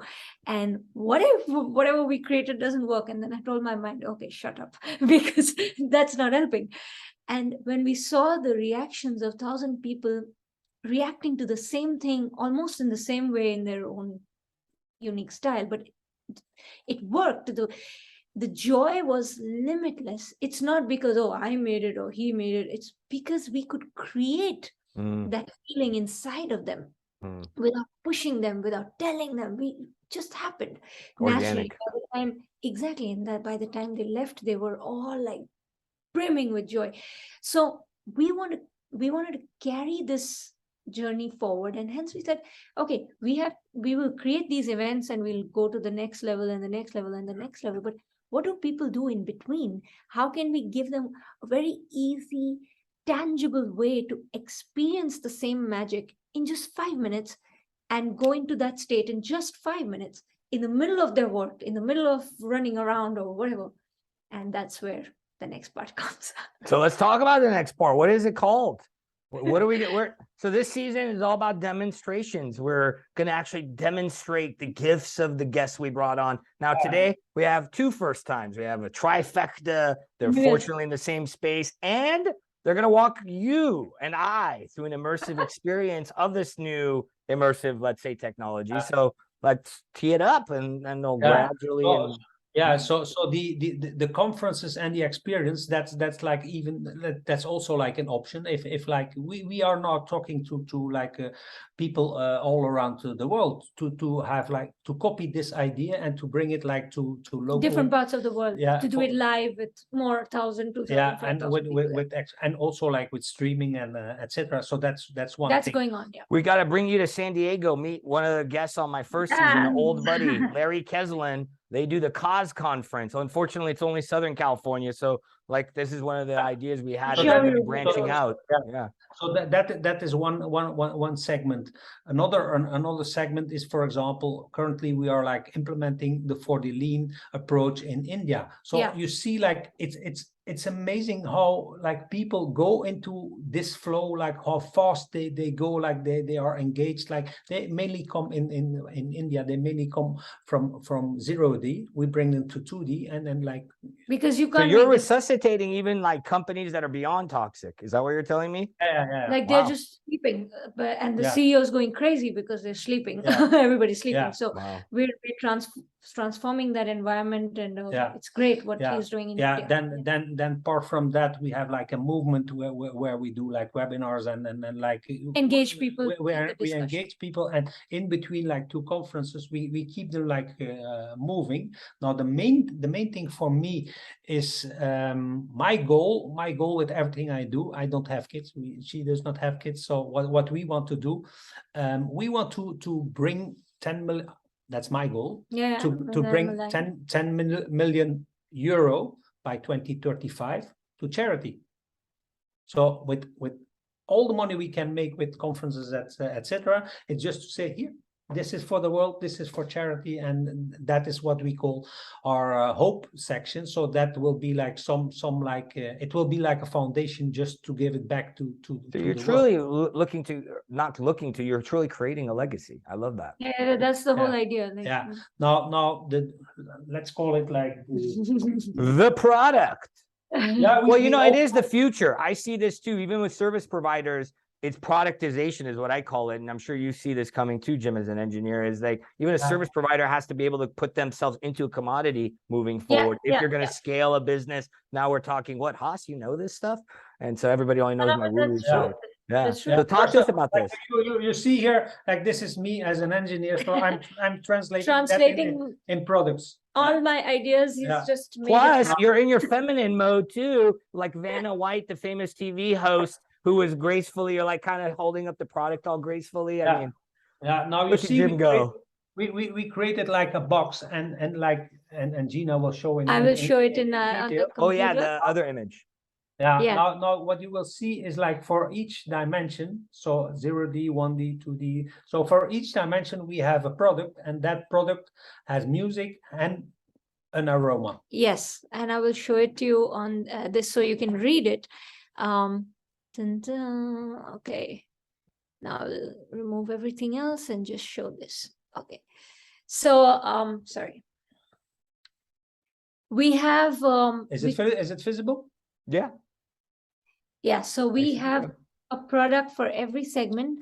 We call it a multi-sensory kit or gift boxes, because every box, these are individual boxes that will that are getting created.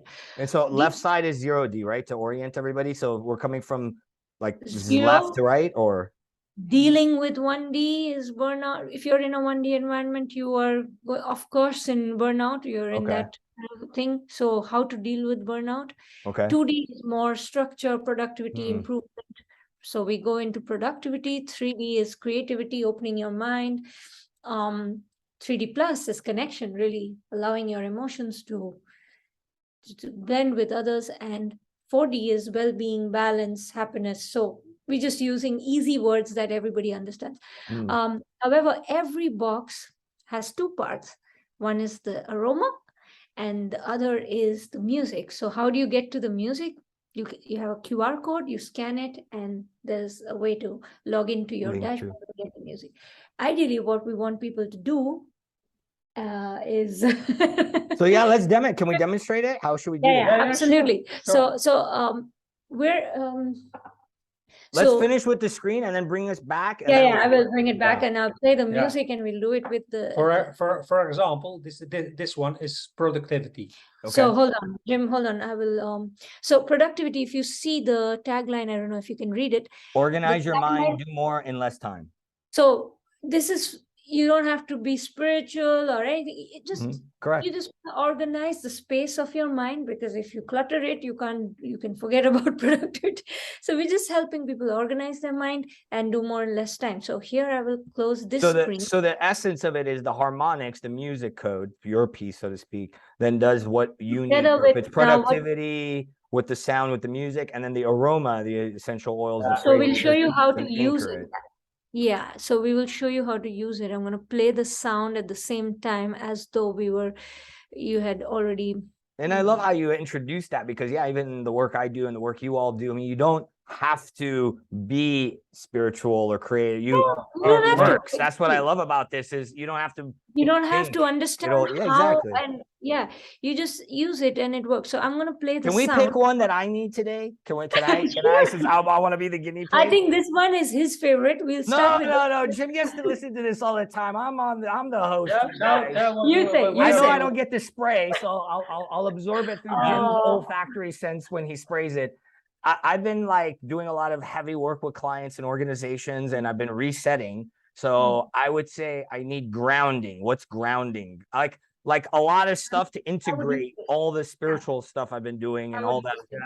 This is the right one. This is like smell, but it's like you have the sound, Okay. you have the smell, or you have both. But Which it's one like, is this on the scale? Which one is this one? this is 2D. The like- productivity is So, what you're- so it was productivity. Okay. Yeah, It is, it it is productivity because So it's this your is- favorite one? Is that the one she said your No, favorite? no, it's not my favorite one, but He it's likes like everything. Which it- one's it's your like- favorite that she said you always like to spray?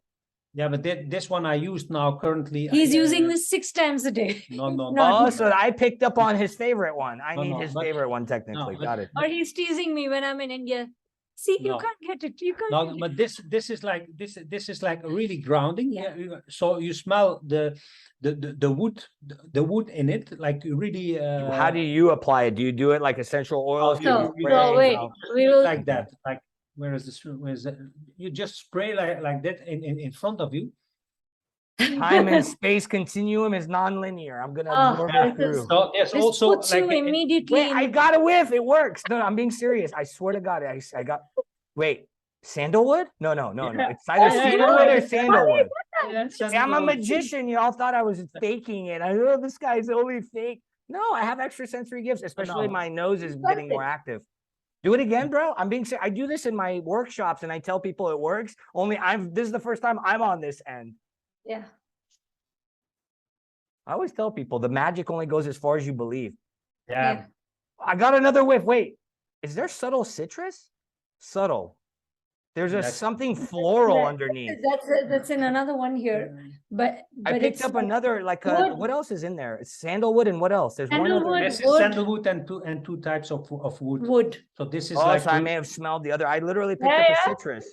It's there in Yeah. another one. the happiness. One second. Okay, so that ideally, would I apply? So I have the kit. We're gonna would I spray first before we play So, what you're so about to ideally, play? you can just use just the music or just the spray. No, also I'm hardcore like Jim and you. I want to immerse, right? You talked about immersive, multi-sensory. I want a multi-sensory immerse. So what do I do? So the biggest impact is when you use it together, because Correct. after a while, what our aim is to reach a point where you don't need to use Need it either. because then it's triggered, like it's You mean you anchored can enter a state of frequency Any- automatically? Yeah, you mean know that's that. possible? You mean that resonance and state of frequency can be embodied and trained and encoded through a Exact- multi-sensory experience such as this? No, which then translates to ROI engagement and impact in your Yes, personal yes, life leadership and organization? What? yes. No, and what's happening now? Organizations are like contacting us, so they organize like corners. They have like They a want to do it productivity- physically in a corner. Yeah, they have, like, Productivity corner, creativity productivity- I think corner. this is a better solution than what they were doing in Silicon Valley for a while. Not to poo-poo anybody, meditation rooms because again, I think the key is that you've stumbled upon and devised it this way in a very intentional way is the immersion, which then both it's conscious and unconscious, and it's intentional on it, Exactly. I and love it's covering that all the you- bases. No, I love that you spotted that, because I try to explain it and I say you consciously choose to go into the unconscious, and Correct. so when you go into the unconscious, you're not conscious, but you have to make the conscious choice to do that. People don't and- understand. Yeah, it's very Yeah. tautological. Right, yeah. But if you go into a meditation room, for example, then you're basically telling your people in an office environment that now you completely go there. So you're making that disconnect between the material and the spiritual. You know? Interesting. So you're still devoid. It's not unified as far as the Yeah, but that's what resonance. is happening in the normal case. Now, what we want to do is we want to Correct. put people in. They're still in the environment of the ecosystem, and they're Yes. I like that.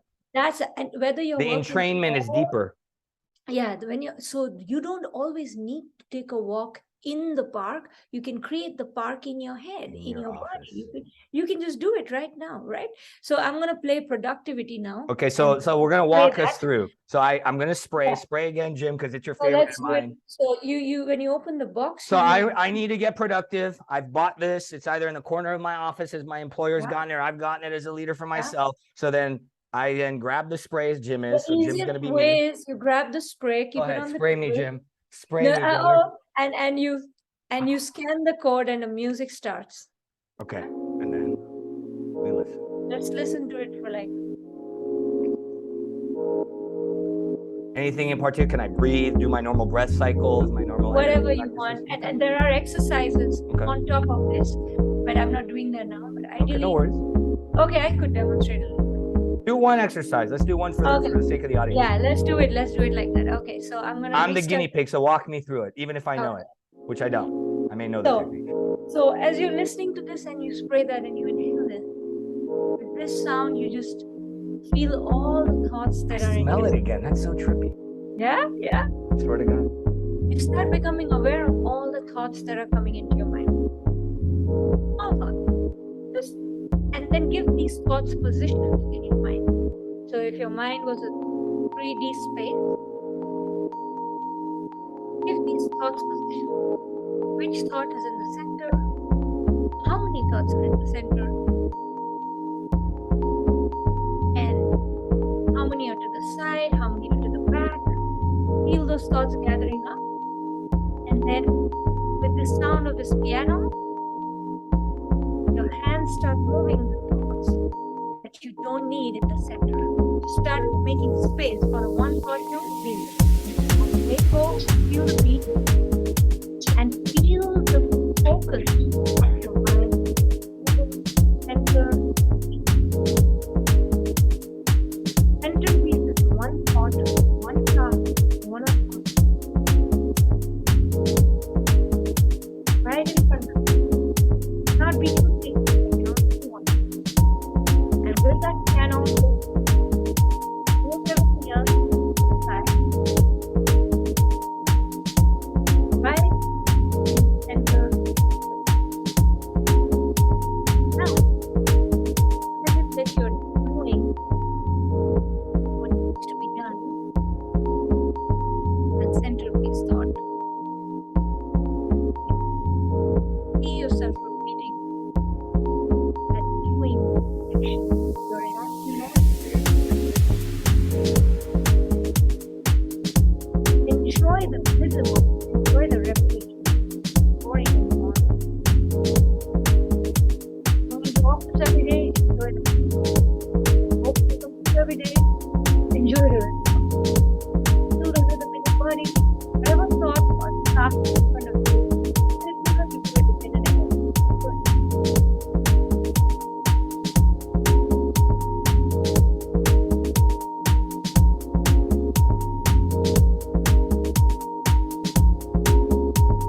That's how ultimately, after a while, now then create a habit in your head, thinking habit, feeling habit, peace habit.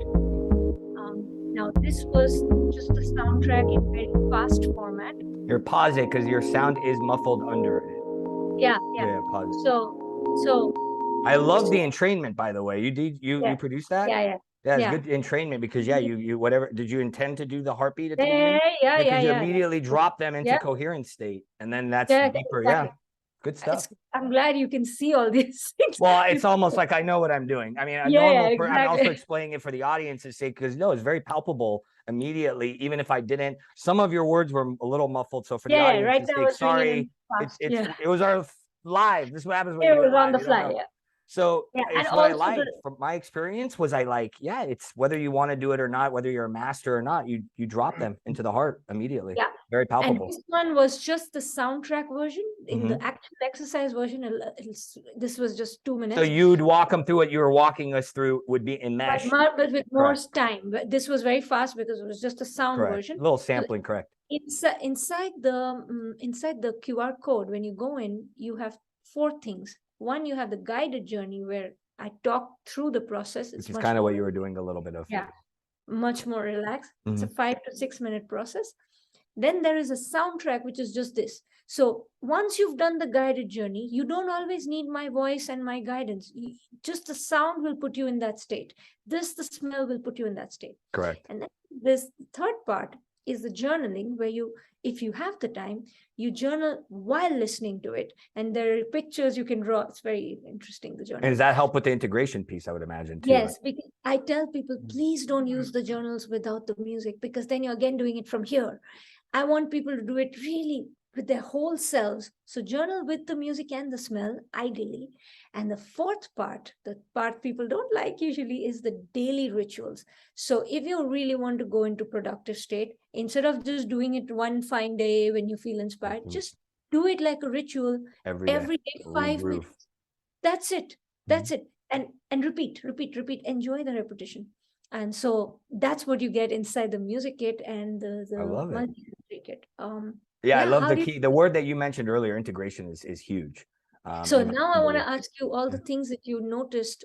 I know you could smell the sandalwood. That's crazy. People who is watching, this guy just could inhale the sandalwood in the smell that we're. I am a sadhu, sister. I did tell you I'm a sadhu. How many miles, 1,000 miles away? It's possible if you believe it. Yeah. It's possible. And then with the music, tell us what you felt. Yeah. So like I was saying earlier, it's an entrainment. So you drop down into the heart, and then I can tell that you know what you're doing, in the sense that then the music picks up.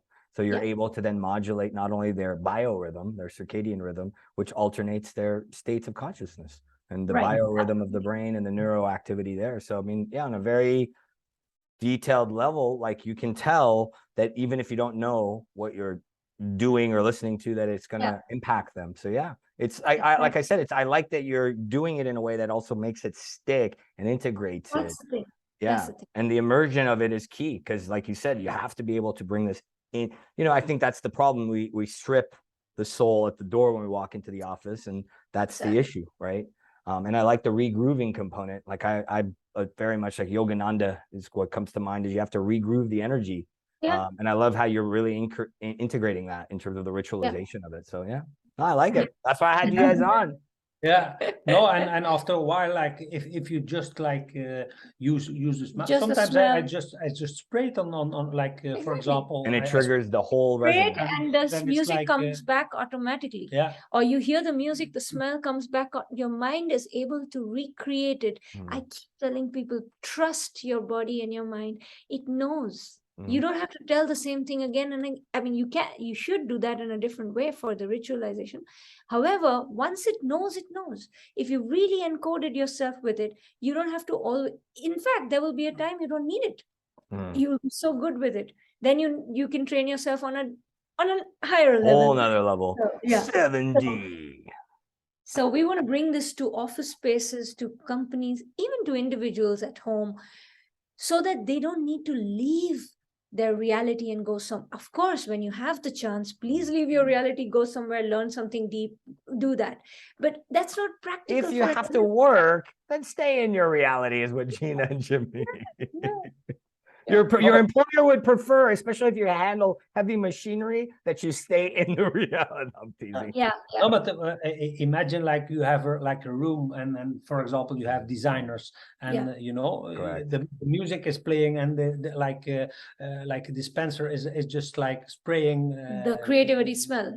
creativity smell into the room. Like you stay there for 5 minutes, you go out. So I'll show you something with the music for creativity. I'm not going into the detail, but I'll show you something, and I think you would catch it immediately in the creativity one. So I asked him, what do you feel about when? So he said it's like sparkles, like it needs to sparkle, And we use this music also in the conference, and so I'm just going to try and play your sparkly music. So it's actually just getting into yourself and being with yourself. Let the guinea pig tell you. Hold on. See what it does.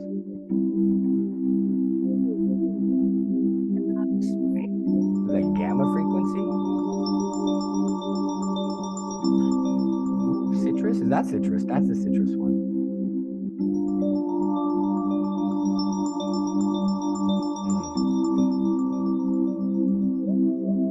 Oh, this is really. That's the sparkly. And you hold the sparkle. You see where it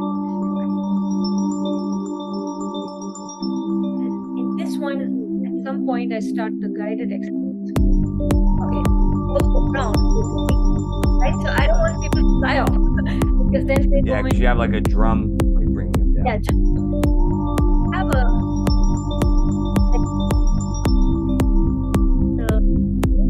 if you can combine to create a spark and also stay grounded, like he says, head in the clouds and feet on the ground. Then you can translate everything. Otherwise, you fly off.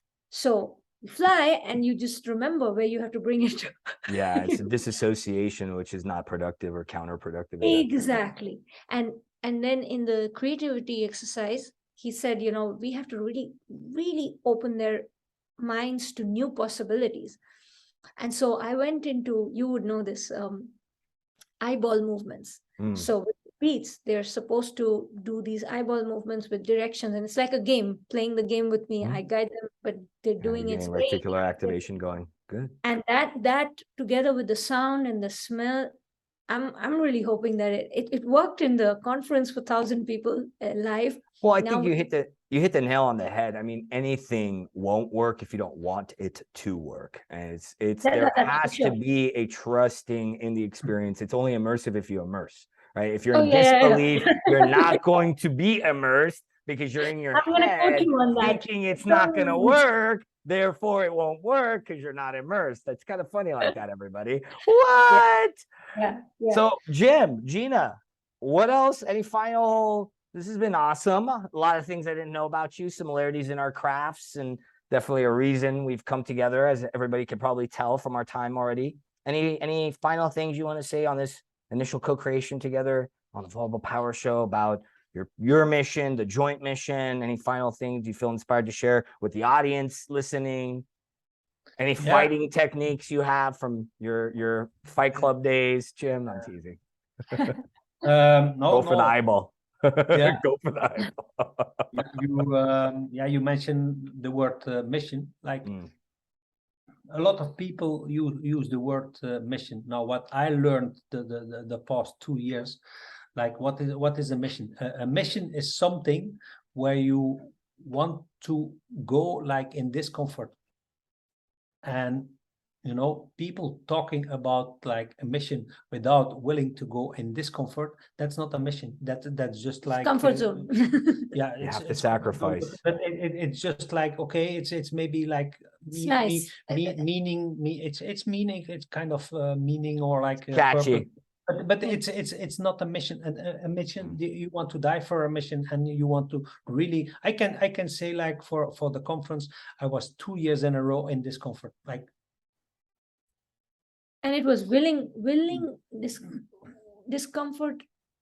You were willing to be uncomfortable. Yeah, but you were not doing it. It's interesting because sacrifice is a dirty word. It doesn't mean you have to martyr yourself. As no. Yeah, you have to create a new energy. It's going to take effort. Yeah. Like I use these words, joyful suffering. Like it's not a problem. Like it can be joyful. The discomfort can be joyful when you see the purpose of it and the joy it can create in others. You're like, oh, if I have to run 1 extra mile, I'll just do that. What's the problem? Now there I'm grateful. Like I always say, like I'm grateful to what my dad did to me, because like exactly he gave me like that determination. He gave me like, he increased my pain zone. Like I can like take threshold. I can take like, what I did the past 2 years. Yeah, I think like when nine out of 10 people would do it, like they would be like in a burnout for like at least 6 months. But I have like that resiliency. Like to go really deep. That was also when I did test for the marathon. Like they told me like, stop, like you are like creating like lactic acid in your leg. Stop, are you crazy? Like you keep running, like, but I don't have that. Like again. It's like God makes us this way. I mean, some of the adversities we overcome are to build the resiliency, build these facilities, faculties, let's say, within us. Absolutely. And I love how you brought that full circle, Jim, because there's a grit required. That doesn't mean you have to kill yourself. It's a fine line. I think that's the catch-20, or let's say the old illusion is leaders think they have to martyr. That's no. It's sacrifice, I think you highlighted it really well, Jim, is that what are you willing to give for the cause you believe in? And it can't only be lip service. And I agree. I've had to do that in my own way. Yeah. It cannot be just lip. Leading by example, that's like really the key. And also what I'm kind of like, I try to be a bridge. Like I try to bring the more rational people towards like vulnerability and to show like more emotions.